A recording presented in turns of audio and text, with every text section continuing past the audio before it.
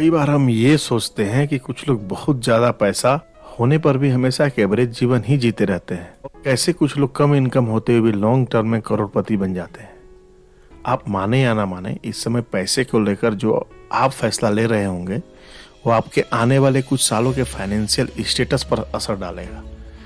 तो क्यों ना हम अभी से पैसे के मनोविज्ञान को समझा जाए और जल्दी से जल्दी फायदा लिया जाए। नमस्कार दोस्तों, आप सभी का स्वागत है हमारे YouTube channel pro books readers पे। तो आज हम बात करने वाले हैं एक ऐसी किताब के बारे में जिसका नाम है द साइकोलॉजी ऑफ मनी, जिसे मॉर्गन हाउसेल ने लिखा है। ये किताब पर्सनल फाइनेंस को ह्यूमन बिहेवियर के लेंस से परखती है।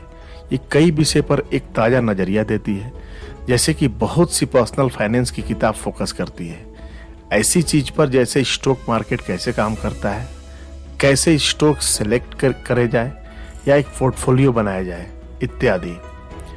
हाउसेल लोगों और पैसों के बीच का रिलेशनशिप पर फोकस करते हैं, इस पर पकड़ बनाने के लिए कि क्यों लोग खुद को कर्ज के बोझ तले दबाते हैं। आपको ब्याज दर जानने की जरूरत है।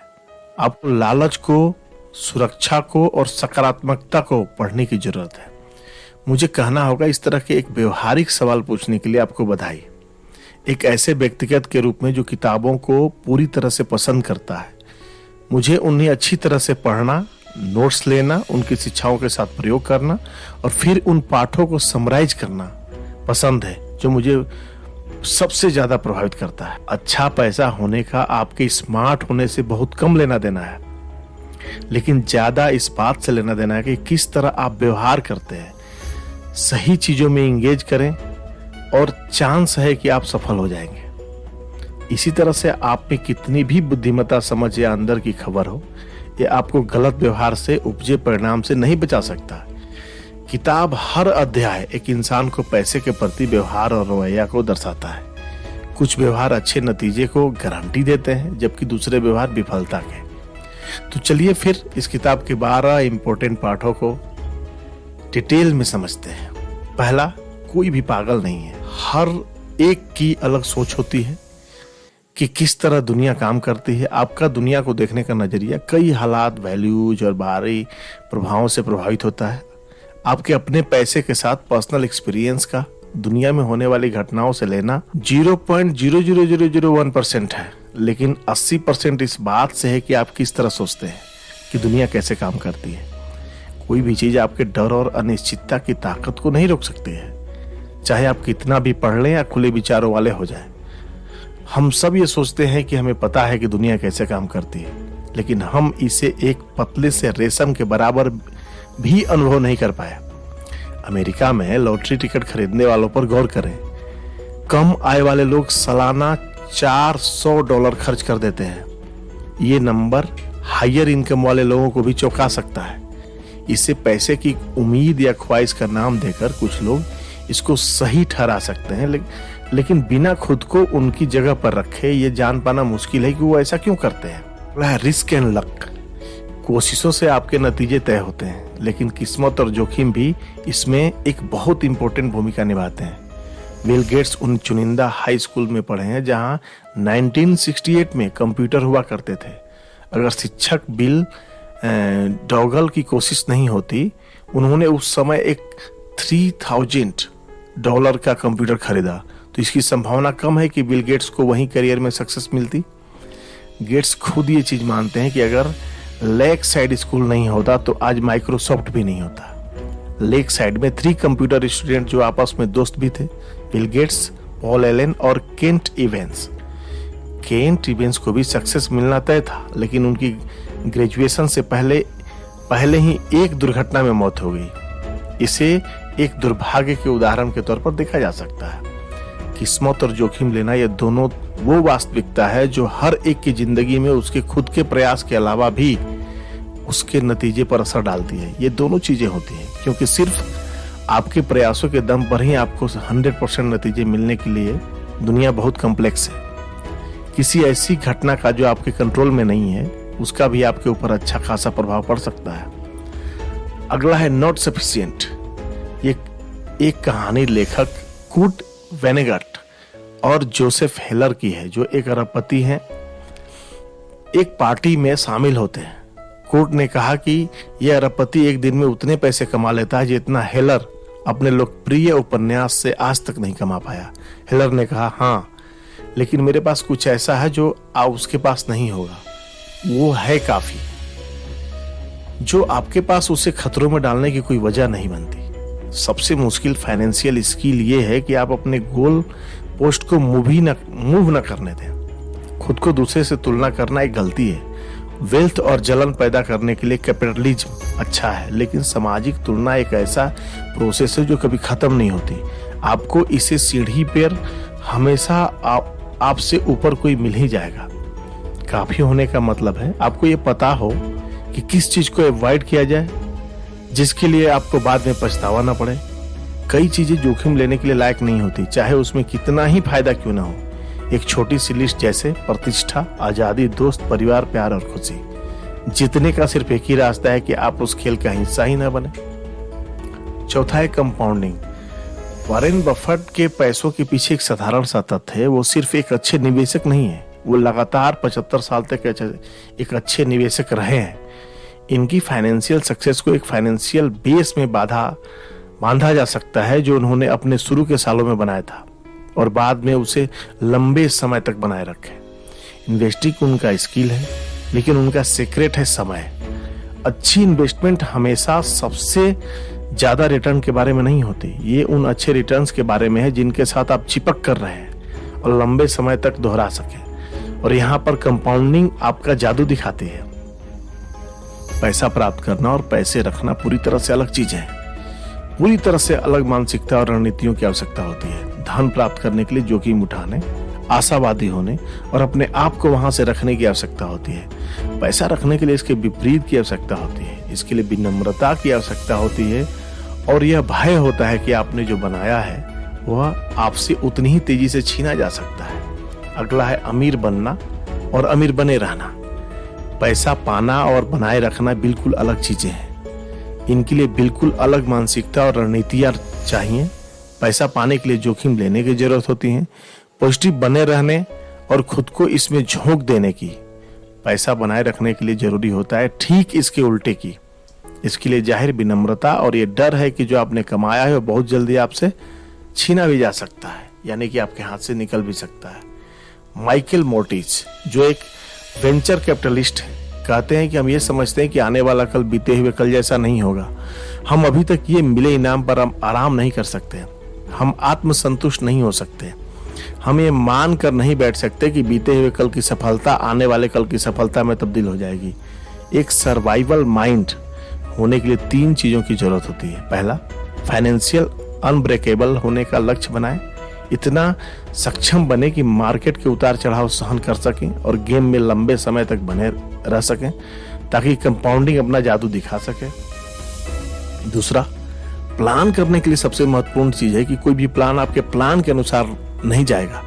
हर योजना में गलती के लिए जगह रहती है। जितना आपको अपने प्लान को सफल बनाने के लिए एक खास चीज की जरूरत होगी, उतना कमजोर आपका प्लान होगा। तीसरा, आने वाले कल को लेकर आशावादी रहें, पर सफलता के रास्ते में आने वाले बाधाओं को लेकर भी हमेशा सचेत रहें। अगला चैप्टर है जिसका नाम है टेल्स, आप जीत गए।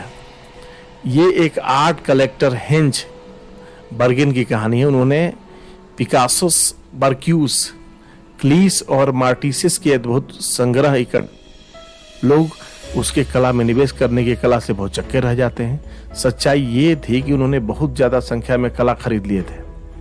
उनके संग्रह का कुछ हिस्सा ही मूल्यवान था। बर्गिन कई बार गलत भी हो सकता था, फिर भी आखिरी में वो सही निकलता था।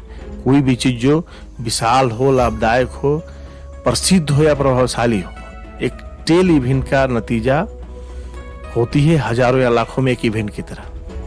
अब हम एक वेंचर कैपिटल मॉडल के बारे में बात करेंगे। अगर एक फंड 100 इन्वेस्टमेंट्स करता है तो 80% फेलियर का अंदाजा लगा रहे होते हैं, कुछ परसेंट अच्छा परफॉर्म करने का और 1 से 2% अच्छे रिटर्न का। अगर स्टॉक मार्केट में विनर्स और लूजर्स के डिस्ट्रीब्यूशन पर विचार करें तो ज्यादातर पब्लिक कंपनीज फेल हो जाती हैं, कुछ ही ठीक ठाक कर पाती हैं और कुछ होती हैं जो बहुत अच्छे रिजल्ट दे जाती हैं। जब आप स्वीकार करते हैं कि टेल्स ही बिजनेस, इन्वेस्टमेंट और फाइनेंस में हर चीज को चलाती हैं, तो आप ये समझते हैं कि बहुत सारी चीजें गलत हो जाएंगी। टूटेंगी, फेल्स भी होंगी, लेकिन ये बिल्कुल नॉर्मल है। अगला है वेल्थ। वह है जो आप नहीं देखते। वेल्थ वो फाइनेंशियल एसेट है जो अभी तक किसी ऑब्जेक्ट में कन्वर्ट नहीं की जा सकती। हाउसेल बताते हैं कि जब लोग कहते हैं कि वो करोड़पति बनना चाहते हैं, इसका असल में मतलब यह है कि वह $1 मिलियन खर्च करना चाहते हैं। $1 मिलियन खर्च करना करोड़पति बनने से बिल्कुल उल्टा है। वेल्थ और रीच के बीच में अंतर यह है कि लोग जो बड़े घर में रहते हैं और फैंसी कार चलाते हैं वो रिच है। बड़ी इनकम वाले लोग रिच हैं, वो इस चीज को दिखाते हैं कि वो रिच है। वेल्थ छुपी हुई होती है। वेल्थ वो इनकम है जिसे सेव किया जाता, ना कि खर्च। वेल्थ का होना, ऑप्शन का होना, फ्लेक्सिबिलिटी का होना, ग्रोथ का होना। वेल्थ का मतलब है वो खरीदने में सक्षम होना जिसकी आपको जरूरत है। अगला है सेविंग्स। एक निश्चित इनकम लेवल के बाद 3 तरह के लोग होते हैं। पहला, एक जो बचाते हैं, मीन्स पैसा सेव करते हैं। दूसरे जो सोचते ही नहीं है कि वो पैसा बचा सकते हैं। तीसरे वो जिनको नहीं लगता कि उनको पैसे बचाने की जरूरत है।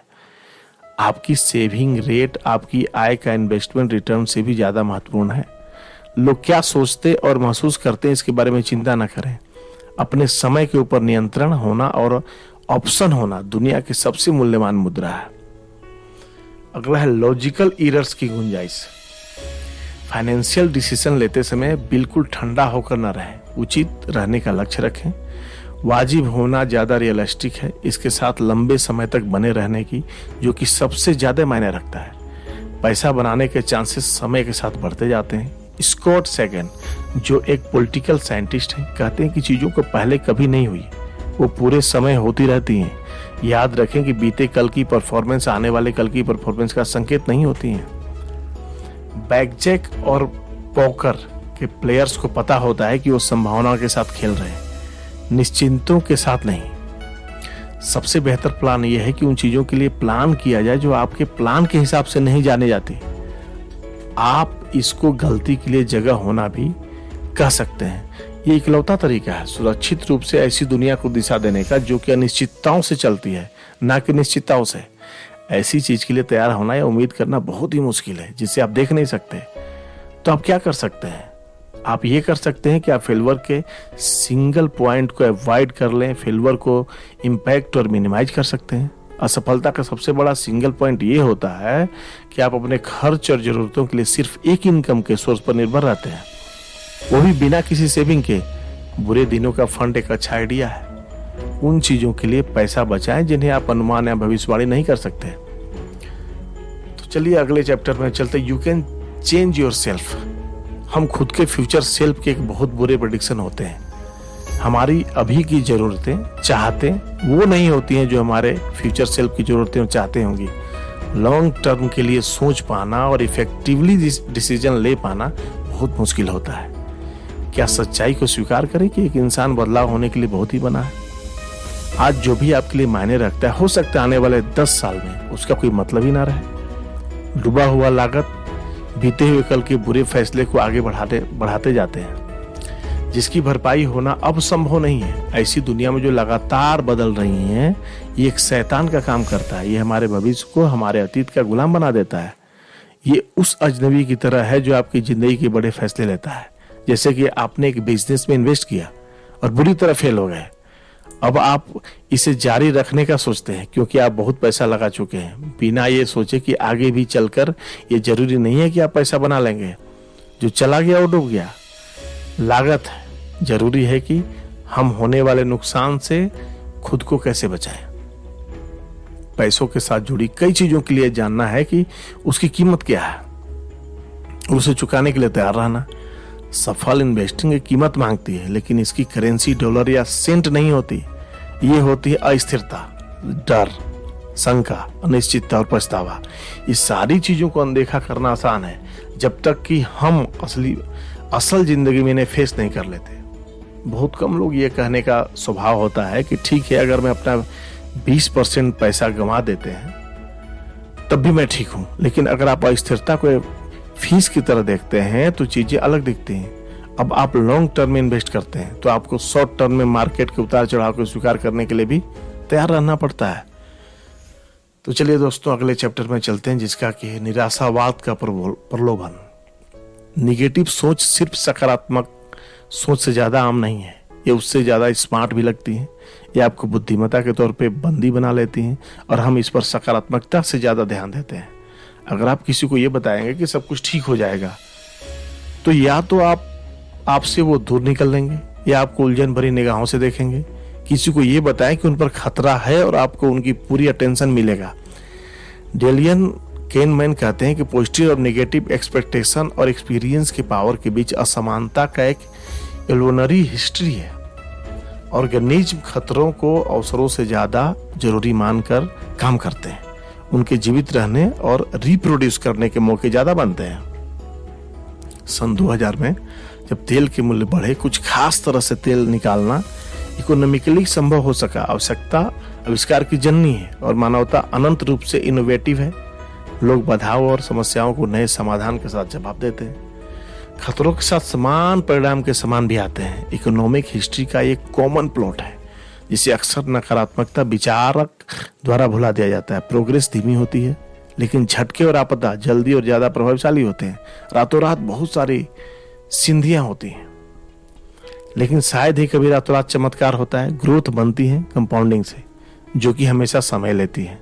डिस्ट्रक्शन होते हैं फेलियर के सिग्नल पॉइंट, जो कि कुछ सेकंड्स में हो जाते हैं। और कॉन्फिडेंस लूज होना वो भी एक झटके में हो जाता है। तो चलिए दोस्तों अगले चैप्टर में चलते, जिसका क्या नाम है कमिटमेंट। इस लेसन में लेखक कुछ अपने फाइनेंशियल बिहेवियर और विश्वास को हाईलाइट करते हैं। हाउसेल के फाइनेंशियल डिसीजन की एक ड्राइव है स्वतंत्रता। वो कम खर्च वाले एक्टिविटीज में खुशी खोजते हैं, जैसे कि एक्सरसाइज, रीडिंग, पॉडकास्ट और लर्निंग। उसके पास कर्ज के पैसे से लिया हुआ घर नहीं है। वो ये मानता है कि हो सकता है कि ये बुरा फाइनेंशियल डिसीजन हो, पर एक अच्छा मनी डिसीजन है, क्योंकि इसमें कम से कम मन की शांति तो है। वो अपने 20% एसेट कैश में रखते हैं, जिससे अपने घर की कीमत शामिल नहीं है। वो एक सेफ्टी नेट बनाते हैं और उसके बनाने के लिए इमरजेंसी में अपने स्टॉक्स बेचने से बचने के लिए ऐसा करते हैं। चार्ली मुंगेर कहते हैं कि कंपाउंडिंग का पहला नियम ये कहता है कि इसमें बिना वजह के रोक टोक न किया जाए।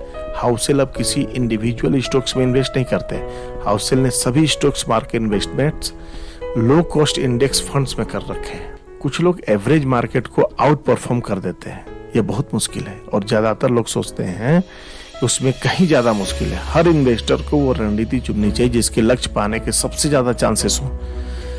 ज्यादातर इन्वेस्टर्स के लिए लॉन्ग टर्म में लो कॉस्ट इंडेक्स फंड सबसे ज्यादा रिटर्न दे जाएंगे। तो दोस्तों ये समरी कैसी लगी आप मुझे कमेंट बॉक्स में कमेंट करके जरूर बताएं, ताकि नेक्स्ट बुक समरी लाने में हमको मदद मिलेगी। तो धन्यवाद दोस्तों। मुझे उम्मीद है कि ये बुक समरी आपको बहुत अच्छी लगी होगी और आप अपनी जिंदगी में अपनाकर अपनी लाइफ को और भी बेहतर बना सकेंगे। तो आपसे एक अनुरोध है, विनम्र अनुरोध है, प्लीज मेरे चैनल को सब्सक्राइब, लाइक और शेयर करना ना भूलें, ताकि नेक्स्ट वीडियो बनाने में हमको मोटिवेशन की कमी हो। Thank you.